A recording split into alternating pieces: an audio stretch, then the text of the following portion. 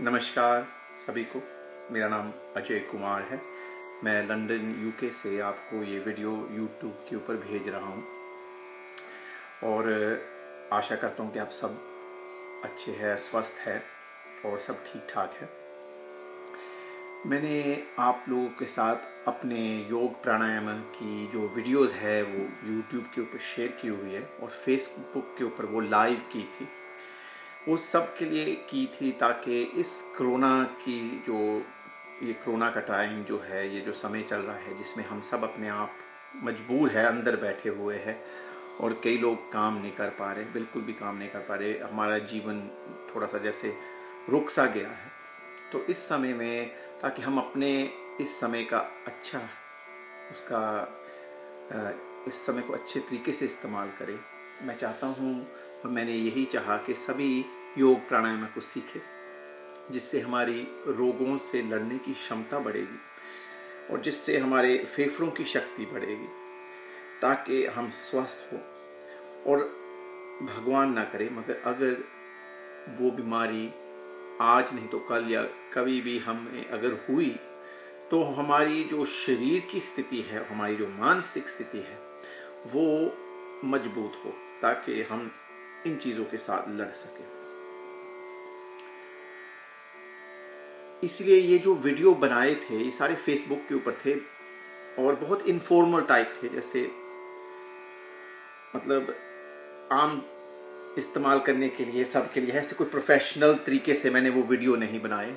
अपने घर में बैठे बैठे ही, जैसे हम सब फंसे हुए बैठे हुए, तो मैंने ये मेरे मन में ये विचार आया था कि ये जो प्राचीन विद्या है हमारी, जो हमारे ऋषि मुनियों की विद्या है, जो मैंने बाबा रामदेव से सीखी थी 2005 में, वहाँ में आया था जब उन्होंने अपना पहला योग शिविर रखा था अध्यापकों के लिए, टीचर्स के लिए, जो योग शिक्षक बनेंगे, जो योग टीचिंग करेंगे, उनके लिए। तब मैं यूके से यहाँ से आया था, क्योंकि वो पहले कह रहे थे कि सब सिर्फ हम जो भारत के लोग हैं उन्हीं लोगों के लिए करेंगे। मगर जैसे आपको पता है, मुझे हिंदी मैं बोल लेता हूँ, इतनी अच्छी नहीं, क्योंकि हमारी मातृभाषा असल में पंजाबी है और फिर अंग्रेज़ी भी है, क्योंकि मेरा जन्म भी इधर का ही है, यूके का। मगर मैंने तब बाबा रामदेव से फ़ोन के ऊपर भी बात किया, मैं उनसे बहुत प्रभावित हुआ। मैंने उनको कहा कि आप जिस ढंग से बात कर रहे हो और मुझे इतना आपने प्रसन्न किया, अंदर से मेरी भावनाएं ऐसी उठी थी और मैं बहुत भावुक हो गया था, क्योंकि मेरी जो भतीजी थी उसकी मृत्यु हो गई थी जब वो 7 साल की थी और उसके पीछे मैं काफ़ी विषाद में, डिप्रेशन में चला गया था। 1 साल लगभग ऐसे उसकी मौत के बाद, वो 2004 में पूरी हुई थी, तो मुझे इनके साथ मैं जुड़ा अगस्त 2005 में, जब ये गणतंत्र दिवस था 15 अगस्त का। तब ये एक प्रोग्राम आस्था चैनल पे चल रहा था। तो मैं थोड़ा सा आपको बैकग्राउंड दे रहा हूँ अपना, कि मैं योग से कैसे जुड़ा। तो अपनी भतीजी के लिए मैं काफ़ी लड़ा। यहाँ पर हमने कैंपेन भी की थी उसको बचाने के लिए। वो काफ़ी बड़ी कैंपेन हुई यहाँ यूके में, उसको फ्रेंड्स ऑफ लाइफ कैंपेन का नाम था, जिसमें हमने बोन मैरो के लिए रिक्रूटमेंट की थी कि लोग बोन मैरो के डोनर बने, जिसको स्टेम सेल्स भी बोलते हैं। तो अगर वो डोनर मिल जाता तो फिर शायद वो बच पाती। मगर वो 3 साल की थी जब हुई, तो उसको 4 साल वो जी उसके बाद। मगर जो भगवान को मंजूर वही होना था, तो उसकी अनफॉर्चुनेटली डेथ हो गई जब वो 7 साल की थी। तब उसके बाद मैंने बहुत सोचा, बहुत विचार किया कि ज़िंदगी क्या है ना, कि ऐसे ऐसे उस बच्चे ने क्या किया। तो ये सोच उठती है, सभी में उठती है। तो इसीलिए उस गहरे विषाद से निकलने के लिए ये एक सहारा मुझे मिला। और जब मैंने उनको सुना, असल में 15 अगस्त के दिन नहीं सुना मैंने उन्होंने 15 अगस्त का रिकॉर्ड तो किया था, मगर मैंने उनको 4 दिन बाद सुना था, 19 अगस्त को सुना था। और ये भी बहुत एक दिलचस्प कहानी है कि ये कैसे हुआ था, मगर वो मैं अभी नहीं बताता। मैं थोड़ा सा ये बताना था कि उनको देखने के बाद मैंने अपना मन बना लिया और मैं ये वहाँ पहुँच गया भारत में। मैंने उनके साथ हिंदी में बात की फ़ोन के ऊपर। मैंने कहा आप तो मुझे चाणक्य की तरह लग रहे हो, ऐसी आपके अंदर वो देशभक्ति की भावना है और लोगों को ठीक करने की भावना। वही ठीक करने की भावना मेरे में भी है कि लोग अस्वस्थ ना हो, स्वस्थ हो, और उनके पास ऐसी कोई प्रक्रिया हो, ऐसी कोई चीज़ हो जिससे वो अपनी सेहत को ठीक कर सके।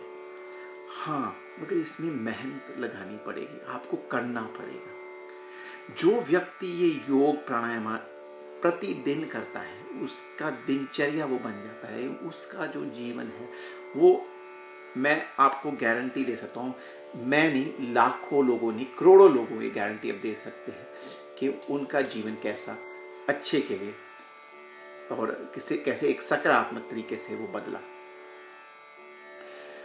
और बहुत लोग ठीक हुए, इतने लोग ठीक हुए, उन्होंने वर्ल्ड हेल्थ ऑर्गेनाइजेशन, जो विश्व की एक संस्था है, वहाँ पर भी इन्होंने, वहाँ जाके भी ये बोले और कई मंचों पे ये बोले जहाँ पर उन्होंने अपना ये केवल योग के बारे में नहीं बताया जो प्राचीन है, ये कुछ नया नहीं बता रहे थे, मगर जो उन्होंने जो नया किया वो ये था कि आपको योग प्राणायाम करने की मात्रा को बढ़ाना पड़ेगा। ये इन्होंने जो ये सोच लेके आए और ये जो प्रक्रिया फिर जब उन्होंने करवाई लोगों से, तब बहुत ज़्यादा फर्क पड़ा लोगों को। क्योंकि पहले योग क्लासेस में क्या होता था, मैं कभी कभी समझाता हूँ, 3 प्रकार के योग है। एक तो है शारीरिक योग, जो योगा क्लासेस में, जिम्स में आम मिलती है, तो एक वो है। एक है ये मानसिक योग कह लो, या ब्रीदिंग, श्वास लेने की प्रक्रियाएं योग, या प्राणायाम योग कह लो, ये दूसरे प्रकार की, जिससे हम बाहर का सिर्फ शरीर नहीं देखते, अंदर के जो अंग है उनको कैसे स्वस्थ किया जाए, वहां पर ऑक्सीजन कैसे डाली जाए, जिससे हमारा अंदर एल्कलाइन, एसिड का स्टेट नहीं होगा, एल्कलाइन का स्टेट होगा अंदर। फिर वो बीमारियों को दूर करेगा, जो इन्फ्लेमेशन है, जो सोजन है अंदर जो होती है, जिसके कारण फिर बीमारियां पैदा होती है, उसको घटाता है। हमें अंदर की एक्सरसाइज है ये, अंदर के अंदरूनी अंगों की एक्सरसाइज है।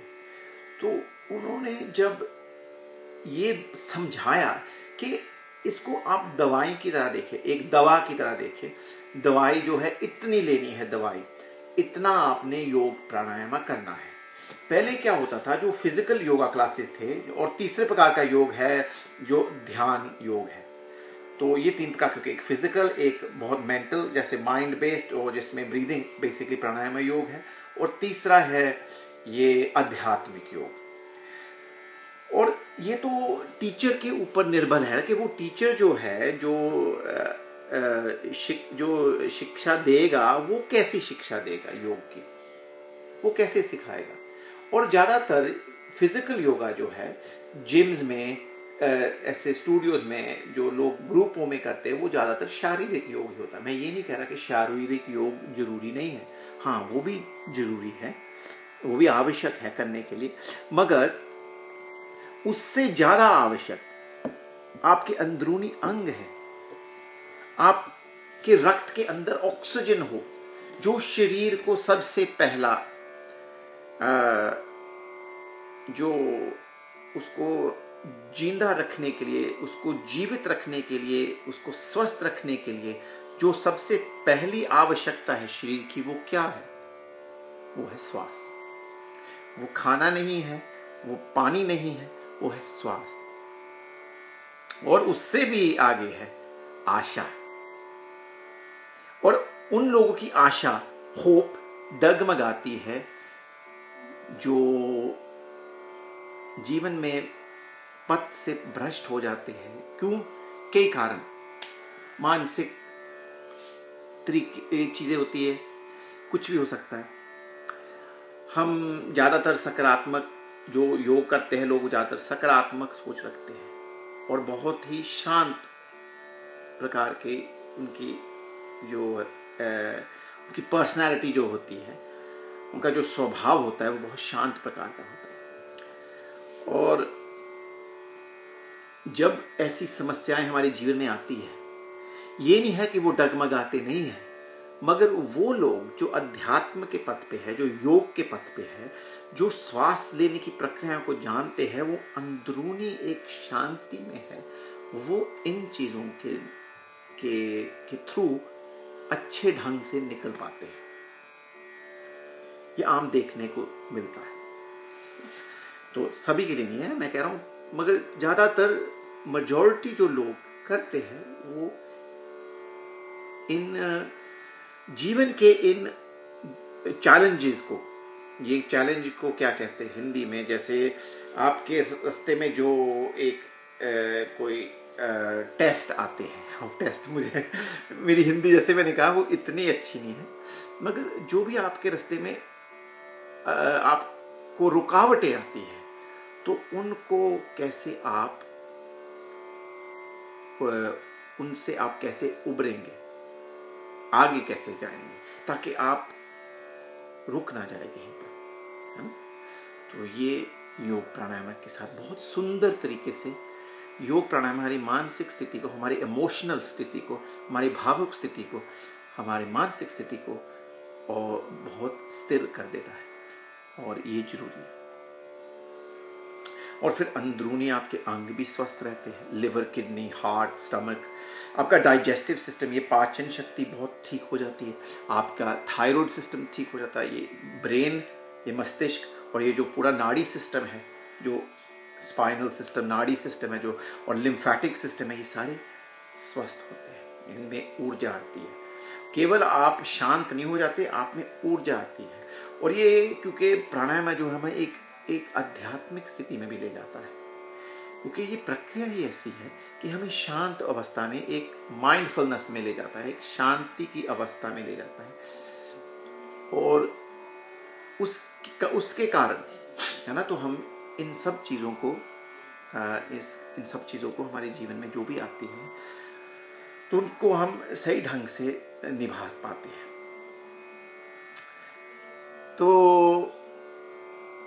मैं फिर उनके साथ जुड़ा और मैंने वो किया, और फिर यहाँ आके यूके में आके सिखाना शुरू किया, क्योंकि मेरा तो जन्म भी इधर का ही है, मैंने जैसे पहले भी समझाया। तो मैं अब चाहता था कि सभी इसको करें। अगर मैं हिमालय की चोटियों पे जाके जोर से बोल सकूँ ना, सारी दुनिया को बता सकूँ, मैं सबको कहूँ कि आप प्राणायाम योग करें। और इतना इन्होंने एविडेंस इकट्ठा किया, इतना इन्होंने सबूत इकट्ठा किया, जो वैज्ञानिक सबूत है कि कैसे कैसे कौन कौन से रोग ठीक हुए हैं। तो इसीलिए ये सिर्फ अब मनगणित बातें नहीं है। तो जो लोगों को इसके ऊपर थोड़ा और खोज करना है तो आप करो। देखो, पहली बात तो ये है, ये जो हम वीडियोस बनाए हुए हैं या जो हम एडवाइस यहाँ दे रहे हैं फेसबुक के ऊपर या यूट्यूब के ऊपर, ये केवल एडवाइस होता है। आप इसको मेडिकल एडवाइस नहीं कह सकते कि आप अब इन्होंने कहा कि ये करो अभी ये ठीक हो जाएगा ना, ऐसे नहीं है। मेडिकल एडवाइस या आपको किसी प्रोफेशनल का एडवाइस अगर चाहिए होगा तो आपको वो लेना जरूरी है, उनकी इजाज़त भी अगर लेनी होगी वो भी जरूरी है। उनको बताओ कि आप ये करने लगे हो, ताकि आपको पूरी तसल्ली हो, ठीक है। तो ये उसको सब्स्टिट्यूट नहीं करता, वो उनका एडवाइस तो आपको लेना पड़ेगा। आपको दवा जो आपकी है वो तो चालू रखनी पड़ेगी जो आपको बताया गया है, मगर ये है जब आप अपने आप को लगातार देखते रहेंगे कि मैं ठीक हो रहा हूँ या नहीं हो रहा हूँ, तो वो डॉक्टर के साथ संपर्क आप रखेंगे तो वो अपने आप आपको कहेंगे कि हाँ अब इसकी आवश्यकता नहीं है या इसको कम करने की आवश्यकता। जब वो कहेंगे तब आप ऐसे कर सकते हो। ऐसे लोग ठीक हुए हैं, और ऐसे ही वैज्ञानिक तरीके से लोगों का ये सारा जो डाटा है, डेटा, उसको डाटा या डेटा बोलते हैं, तो उसको इकट्ठा किया उन्होंने। पतंजलि योग पीठ ने, जो बाबा रामदेव जी या स्वामी रामदेव जी की संस्था है, उन्होंने इकट्ठा करके, मतलब हजारों की मात्रा में नहीं, लाखों की मात्रा में भी नहीं, करोड़ों की मात्रा में अब उनके पास एविडेंस है। तो जब इतना उनके पास सबूत है और फिर भी लोग ना करें, तो फिर तो ये बेवकूफ़ी हुई, मैं तो यही कहूँगा। तो अगर मैं दुनिया के सबसे ऊंची जगह से, हिमालयों से सारी दुनिया को बता सकूँ, सारी दुनिया को मैं यही बताऊं कि आप योग प्राणायाम करें, मगर करने से ही लाभ होगा। हाँ, इसमें ये चीज़ है कि है तो बहुत ही अच्छी चीज़, मगर लोग जो है सुनते ज़्यादा है, करते कम है। चलो भारत में तो बहुत लोग हैं, आपकी तो वहाँ पॉपुलेशन ही बहुत बड़ी है, लगभग 140 करोड़, शायद 135 करोड़, तो आपकी तो पॉपुलेशन ही बहुत बड़ी है। उसमें भी अगर 300-400 30-40 करोड़ बंदा ये करता भी है, फिर भी कितने लोग हैं जो नहीं करते। मगर इसको डेली करना है। कहते हैं कि आपके अंदर की सारी बायोकेमिस्ट्री बदल जाती है। 9 महीने में आपका शरीर बिल्कुल सही हो जाता है अंदर से, तो जैसे होना चाहिए, है ना। जैसे शरीर को पता है ना कि कैसे क्या, कहाँ पर क्या दिक्कत है, प्रॉब्लम है, तो ये प्रिवेंशन है, ये बीमारियों को रोकने की एक प्रक्रिया है। जब आपको बीमारी हो जाए तब तो शायद आपको जाना ही पड़ेगा, हॉस्पिटल जाना पड़ेगा, डॉक्टर के पास जाना ही पड़ेगा, क्योंकि अब आपने बहुत देरी कर दी, अब आप उसमें फंस गए, आपको वो अब करना ही पड़ेगा, अब कोई और चारा ही नहीं आपके पास। मगर जब आप अभी स्वस्थ हैं तो इसको करें ताकि आप ऐसे, आपकी सेहत, शारीरिक, मानसिक, भाविक स्थिति ये ठीक रहे हमेशा। तो prevention is better than cure कहते हैं ना।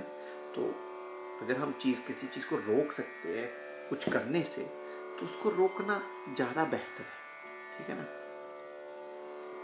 जब वो हो जाएगी, अगर कोई बीमारी हो गई, तब तो आपको कुछ ना कुछ करना पड़ेगा। फिर आप अब ऐसे योग एक हफ्ते में करके थोड़ा उसको ठीक कर सकते हो, क्योंकि आपने पता नहीं कितने सालों से उस चीज़ को नज़रअंदाज किया था, उस बीमारी को। अब वो इतनी बढ़ गई, उसको समय लगेगा। जो मतलब खानदानी रोग है, आपके वंश में आते हैं वो रोग, वो भी ठीक हो सकते हैं, उनको समय लगता है।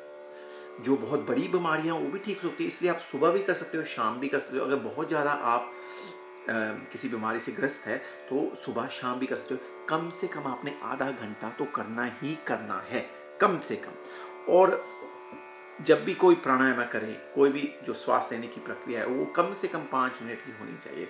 उसके बाद अगर मैंने जैसे कि प्राणायाम आपको बताया है कि वो 15-20 मिनट करने हैं आपने, वो आपको लगातार अगर 15-20 मिनट नहीं होते, बीच में रुकना पड़ता है। आंखों को नहीं खोलना, स्थिर रहना है, शिथिल रहना है, शरीर को नहीं हिलाना।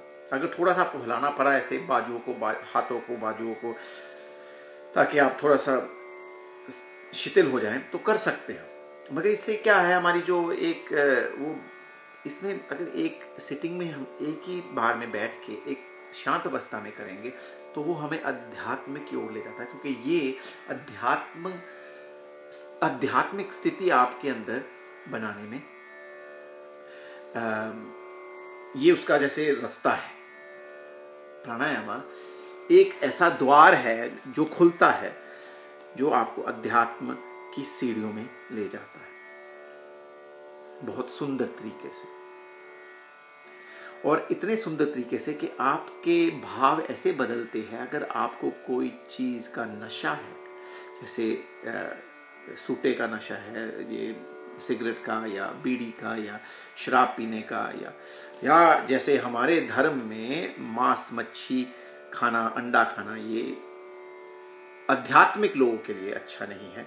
जो अध्यात्म के पथ पे चलना चाहते हैं, हम कहते हैं इससे पार जाओ, क्योंकि ये तामसिक चीज़ों में गिना जाता है। तामसिक, इससे आपकी तामसिक जो गुण है वो ज़्यादा बढ़ेंगे। तो वो चीज़ें भी अपने आप धीरे धीरे अपने आप ठीक, आपको वो अपने आप वो छूट जाएंगी। ज़बरदस्ती कभी नहीं करना। ज़बरदस्ती से आपने कोई चीज़ को नहीं रोकना चाहिए, क्योंकि जब कोई ज़बरदस्ती करता है ना, वो ज़्यादातर वो टिकती नहीं। आपको क्योंकि नशा है या आपको वो बहुत ही ज़्यादा मतलब आकर्षित हो उस चीज़ के प्रति, तो आपका मन बार बार वहाँ जाएगा। इसलिए जब आप प्राणायाम करेंगे ना, तो ये मन ऐसे बदलता है, ये भाव ऐसे बदलते हैं कि आपका इमोशनल स्टेट जो है ना, आपको पता ही नहीं लगेगा। आप सोचेंगे ये देखो, ये शराब पड़ी हुई है या ये मांस पड़ा हुआ है, मेरा दिल ही नहीं करता खाने के लिए। तो ये असली परिवर्तन है, ये असली तब्दीली है, और ऐसे होना चाहिए। तब जब आप उसको छोड़ेंगे, वो छूटती जाएगी चीज, और वो असली होगा, जबरदस्ती नहीं। अगर आप इतना कंट्रोल है कि आप एक ही क्षण में कह सकते हैं कि हाँ मैंने रोक देना है, मैंने नहीं करना, तो बहुत अच्छी बात है। आपके अंदर इतनी प्रबल शक्ति है मन की कि आप कर सकते हो, तो बहुत अच्छी बात है। मगर ये ज़्यादातर नहीं होता लोगों से, वो फिर कमज़ोर हो जाते हैं और फिर वो फिसल जाते हैं। तो ये सभी के लिए, सभी करें, है ना। और ये घर में बैठे बैठे ही मैंने यहाँ YouTube वीडियो बनाए थे, ऐसे कोई प्रोफेशनल तरीके से वीडियो नहीं बनाए हैं। ये मेरी आध्यात्मिक एक सेवा है, जो मेरे पास जो भी छोटा मोटा ज्ञान था मैंने वो आपके साथ बांट दिया, आपको दे दिया। अब मैं सत्संग भी करता हूँ, वो भी आप सुना करें, वो हिंदी और अंग्रेज़ी में दोनों कर रहा हूँ, ताकि जो इधर के बच्चे हैं ज़्यादातर वो हिंदी, अपनी पंजाबी, अपनी भाषाओं को नहीं जानते और कम जानते हैं, मतलब इसलिए हिंदी और इंग्लिश में दोनों में देता हूँ, तो वो सुना करें। तो उससे आपकी अंग्रेज़ी भी ठीक हो जाएगी अगर आप वो सीखना चाहते हैं, और हिंदी भी हो जाएगी अगर आपको हिंदी नहीं आती। तो वो यंग जनरेशन को जोड़ने के लिए, जो मॉडर्न जनरेशन है, भारत में भी ऐसे ही है, ज़्यादातर लोग इंग्लिश बोलना शुरू कर देते हैं, मगर वो अपनी भाषाओं के ऊपर ज़्यादा जोड़ नहीं देते। मगर मेरा जो प्रयास है हिंदी और अंग्रेज़ी को जानबूझ के जोड़ के मैं वो सत्संग देता हूँ, ताकि जो हमारी जनरेशन है, बाहर के जो 3 करोड़ भारतीय हैं जो भारत के बाहर रह रहे हैं, वो उनको देखें उस चीज़ों को, और जो भारत के अंदर भी रह रहे हैं, जो अंग्रेज़ी जानते हैं मगर वो हिंदी नहीं जानते, तो वो भी इससे उनको लाभ होगा। और ये हिंदी इतनी गूढ़ी तो मैं हिंदी बोलता नहीं, वो जो साधारण हिंदी है, जो आप कह सकते हो जो बॉलीवुड की हिंदी है, ऐसे बोलेंगे तो सबको समझ आ जाएगी। कई शब्द हैं जो काफ़ी गूढ़े हैं, जो काफ़ी मतलब हिंदी के काफ़ी जो गूढ़ शब्द है, वो उनमें थोड़ी सी आपको दिक्कत आ सकती है, मगर वैसे सब समझ पाते हैं वो जो मैं बोलता हूँ, तो वो भी देखा करें। और अब आपको थोड़ा सा मेरे बारे में ही पता लग गया है, ये बाबा रामदेव, इनकी संस्था के बारे में भी। तो ये जो योग मैं सिखा रहा हूँ ये ज़्यादातर वही वाला योग है, मगर और भी जो लोगों ने मुझे सिखाया है उनका योग भी इसमें शामिल है। तो सिर्फ बाबा रामदेव का नहीं है, क्योंकि वैसे तो योग किसी का नहीं है, प्राचीन विद्या, जैसे मैंने कहा, कुछ उन्होंने नया नहीं सिखाया, वो भी ये कहते हैं मैंने कुछ नया नहीं सिखा रहा हूँ, बस ये आपको सिखा रहा हूँ कि आप इनको और मात्रा में करें, बढ़ा चढ़ा के करें, ज़्यादा करें, क्योंकि यही तो कमी थी योगा क्लासेस में। जो फिजिकल योगा क्लासेस में उनमें तो सिखाते ही नहीं ज़्यादातर श्वास लेने की प्रक्रियाएं। हाँ, जब आप आसन करते हो उसमें श्वास लेने की प्रक्रिया होती, कैसे श्वास लेना, कैसे छोड़ना, मगर जैसे वो प्राणायाम नहीं करते थे ज़्यादा मात्रा में, या तो शुरुआत में थोड़ा सा कर देते थे, अंत में थोड़ा सा कर देते थे, जैसे 2-3 मिनट 5 मिनट, ये जैसे टोकनिस्टिक सिंबॉलिक था सिर्फ, तो उससे कोई ज़्यादा लाभ नहीं था। जब अब आप 1 घंटा बैठे, अब जब आप 1 घंटा बैठने लग गए और ये करने लगे, तब लाभ बहुत ज़्यादा होने लगे लोगों को। उनकी कोई छोटी मोटी श्वास की प्रॉब्लम, उनकी मानसिक स्थिति बिगड़ी हुई थी, वो इतनी जल्दी गई। उनको टेंशन, स्ट्रेस, एंग्जाइटी, ये थी मानसिक रोग थे, वो बहुत जल्दी चले गए लोगों के, है ना। जो एलर्जीज थी वो चले गए, तो फिर और चीज़ें भी उनको ऊपर भी बहुत प्रभाव पड़ा। तो करने से ही होगा ना, आप अगर लगातार उसको करेंगे, तो इसलिए मैं जोर दे रहा हूँ। और जो लोग, ये सभी के लिए है, मगर आप स्वस्थ इतने होना चाहिए कि आप स्वस्थ हो और आप श्वास ले सके। जो लोग बिल्कुल भी श्वास नहीं ले सकते वो नहीं ये कर सकते, जिनको बहुत ही ज़्यादा श्वास लेने की प्रॉब्लम्स है। तो जैसे आस्थमा, बहुत ही मतलब ख़राब तरीके का आस्थमा है, या लंग्स की कोई प्रॉब्लम है, जो भी किसी का ऑपरेशन हुआ हो पिछले 6 महीने में, वो ज़्यादातर इसको ना ही करे। और दूसरी बात है, जैसे गर्भवती माताएं, वो ना करें, है ना। कर तो सकते हैं, उनके लिए श्वास लेना बहुत ज़रूरी है, मगर उनको किसी को दिखाना पड़ेगा, किसी योग गुरु को, या जो प्राणायाम में उनको समझा सके, माहिर है, उनको दिखाएं, क्योंकि ये देखना जरूरी है। इसलिए ये वीडियोस के जरिए, मैंने पहले भी समझाया है, टीवी को देखने से, वीडियो के जरिए बहुत कम लोग उसको सही पकड़ पाते हैं, और उसकी सूक्ष्मता को, उसका जो सटलनेस है, उसको नहीं पकड़ पाते। तो वो लोग तब पकड़ पाते हैं जो बस उनको समझ आ जाती है। जिनको नहीं समझ आती, आपको किसी के पास जाना पड़ेगा और एक योग क्लास में वो सीखना पड़ेगा, ठीक है ना। तो ये आवश्यक है। और इसका समय करने का कौन सा है बेस्ट, वो है सुबह का 4 से 7 बजे का, वो सबसे बेहतर समय है। और दूसरा है क्योंकि तब ऑक्सीजन की मात्रा बहुत अच्छी होती है इन्वायरमेंट में, है ना, जो आपके वातावरण में वो ऑक्सीजन की मात्रा सबसे अच्छी होती है। मगर आप किसी टाइम भी करें, मगर करें, ये ज़्यादा ज़रूरी है कि आप करें। और कम से कम आधा घंटा, वो मैं समझा चुका हूँ पहले भी। आप एक साफ सी जगह आपके घर के अंदर एक ही जगह पे बैठ के करें, कुर्सी पे बैठ के करें। ये जरूरी नहीं कि आपने नीचे ज़मीन पर ही बैठना। अगर ज़मीन पे बैठना, आगे लातों को करके एक ढासना लगा के ऐसे बैठ भी सकते हो। जो प्रमुख चीज़ क्या है? प्रमुख चीज़ ये है कि आप स्थिर हो और शिथिल हो जब आप करें। ये ना हो कि आपका शरीर या आपकी मानसिक स्थिति डगमगा रही हो, तो उसका फिर कोई फायदा नहीं। वो तो फिर इसके विरुद्ध जाएगा ना, तो वो काम नहीं करेगा फिर। तो आपको बीच में, तो इसलिए वो थोड़ी सी सूक्ष्म क्रियाएं बताते थे, ऐसे हाथ को हिलाओ, ऐसे पैर को, कि वो लोग शिथिल रहे। मगर एक स्थिति में अगर आप बैठेंगे तो वो अध्यात्म का अभ्यास भी हो जाता है, उसमें आध्यात्मिक तरीके से आप जुड़ जाते हो प्राणायाम से, तो वो ज़्यादा फायदेमंद है। इसलिए कुर्सी पर बैठो जहाँ पर फिर आपको हिलना ना पड़े। आप आधा घंटा बिना हिले कर सकते हो, आंखें बंद करके शांत। मेरुदंड या आपका जो रीढ़ की हड्डी उसको सीधा रखें और गर्दन को इस मेरुदंड के सिर को एक लाइन में आपके साथ ऐसे, ना ज़्यादा ऐसे अकड़ के बैठा, ना नीचे ऐसे होके, है ना। तो आराम से बैठ के, और फिर आपके अंदर कोई चाल नहीं होनी चाहिए शरीर के अंदर कि अब ऐसे हिल गए यहाँ के लिए। सोच ये नहीं यहाँ पर होनी चाहिए, सोच जो आप सुन रहे हो, जो कर रहे हो। ये नहीं कि टीवी भी लगाया, बातें भी कर रहे हो, ये भी सोचो कि किचन में क्या खाना बनाना है 1 घंटे बाद, या ये वो ना। तो ये आप जुड़े नहीं ना, आपको जुड़ना है इससे। आप अपना समय अपने लिए लगा रहे हो। सबसे जरूरी बंदा मैं मानता हूं अपनी जिंदगी में कौन है? सबसे जुड़ी जिंदगी कौन सी है? स्वयं, हम अपने आप। आपको, मैं जो हूं, मुझे अपने आप को पहले देखना है, तभी मैं दूसरों को ठीक कर सकूंगा या उनको कुछ समझा सकूंगा, ठीक है ना। तो आपको अपने लिए ये समय निकालना। अगर 30 मिनट कम से कम श्वास लेने की प्रक्रिया और 15 मिनट ध्यान आप नहीं कर सकते प्रतिदिन, 45 मिनट कम से कम, वैसे 1-1.25 घंटा होना चाहिए या 1.5 घंटा, अगर नहीं निकाल सकते 45 मिनट भी, तो आपके जीवन की जो दिनचर्या, ये जो आपका जो लाइफस्टाइल है, ये गलत है।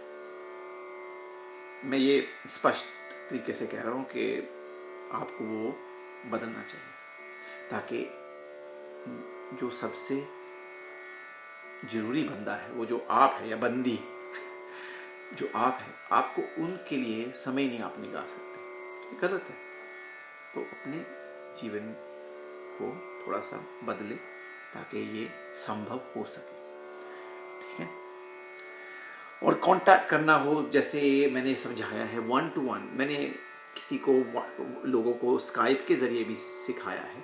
एक लेडी न्यूजीलैंड में थी, बहुत बड़ी योगिनी बन गई वो तो उनको मैंने 7-8 साल पहले सिखाया, तो बहुत ही इसकी गहराई में वो डूब गई, बहुत ही प्रभावित। और उसकी इतनी बीमारियाँ थी, A to Z की मैं कह सकता हूँ कि बीमारियाँ थी उसकी, और उसने उनको सबके ऊपर विजय प्राप्त की, अपने आप को स्वस्थ किया।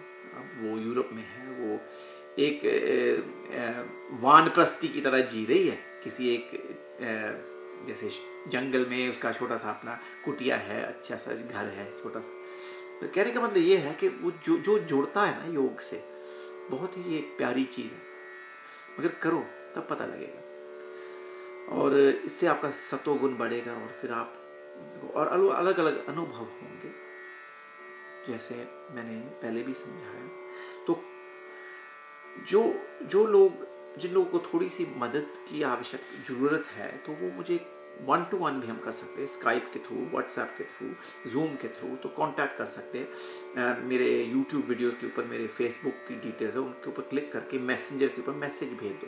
फेसबुक जो मेरा अकाउंट है, वो हर यूट्यूब वीडियो में आप जब वो उनको पढ़ेंगे, वहाँ पर जो लिखा होता है ये वीडियो के ऊपर क्या है, तो वहाँ नीचे मैंने सबके ऊपर दिया हुआ है मेरे फेसबुक की कॉन्टैक्ट डिटेल, facebook.com/,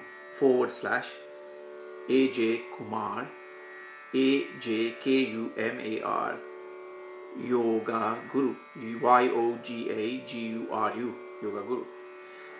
और मेरा योगा का पेज भी है, तो वो भी वहाँ पर है। और आप मुझे ईमेल भी कर सकते हो, अगर आपने ईमेल के ज़रिए मुझे कांटेक्ट करना है तो वो है AJKumar5, AJKUMAR नंबर 5 उसके बाद @ जैसे आप बोलते हो वहाँ @iCloud,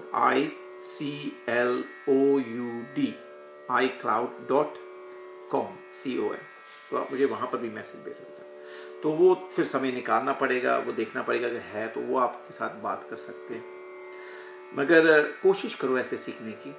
मगर जो सबसे बेहतर तरीका वो तो यही होता है कि आप किसी के साथ बैठ के करो, वो आपको देख सके, छोटी ग्रुप में या 1 to 1, है ना। जैसे आप गुरु शिष्य जैसे एक दूसरे के साथ बैठ के सीखते ही, वही तो सबसे उत्तम तरीका तो वही है ना सीखने का।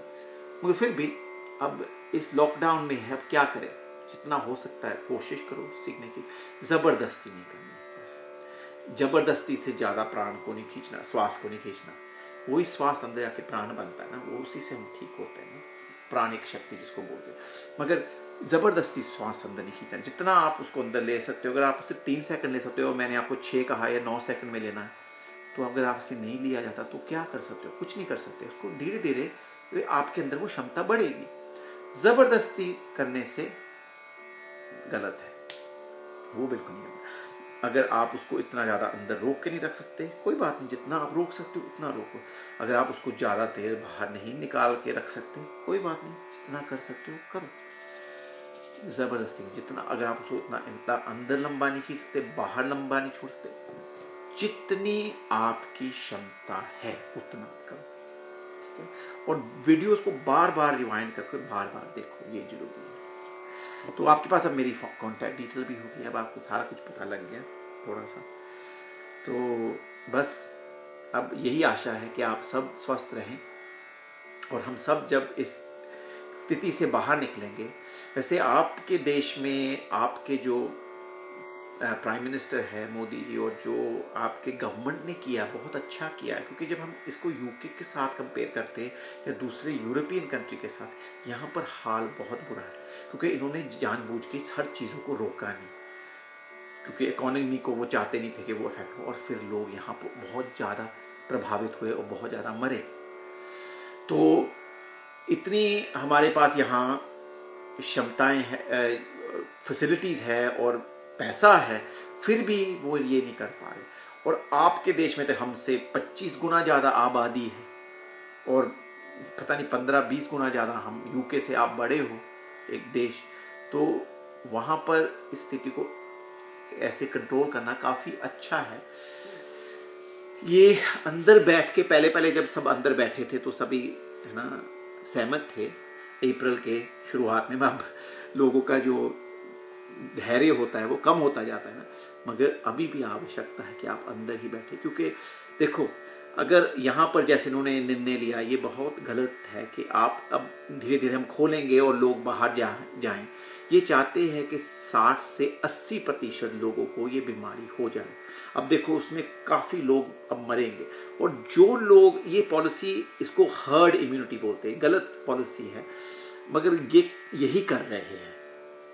और इसमें फिर क्या होता है, जो बुजुर्ग लोग हैं और जिनको कोई भी प्रॉब्लम है, बहुत मतलब ऐसी कोई बीमारी है जो बहुत ही खतरनाक है, जो आपको कोई प्री कंडीशन है कोई भी, वो लोग उनको वो बहुत जल्दी इससे प्रभावित होंगे और मर सकते हैं। जब आप ऐसी पॉलिसी करते हो कि 60-80% लोगों को हो जाए, फिर ये सारे कम्युनिटी में फैल जाएगा। मगर आपने बेसिकली यही सोचा है कि हमारे जो बुजुर्ग हैं और जिन लोगों को बीमारियां हैं वो मरी जाएं, तो ठीक है। तो ये गलत है सोच। जब आप योग करते हो तो आपके अंदर एक अच्छी भावना उठनी चाहिए सबके लिए, और ये एक क्रूर तरीका है। ये क्रूर तरीका आप अपने देश में मत लेके आए, ये जरूरी है, ठीक है ना। तो जितना भी हो सके सॉरी, मैं उसको बंद कर देता हूँ पहले। तो जितना भी हो सके आप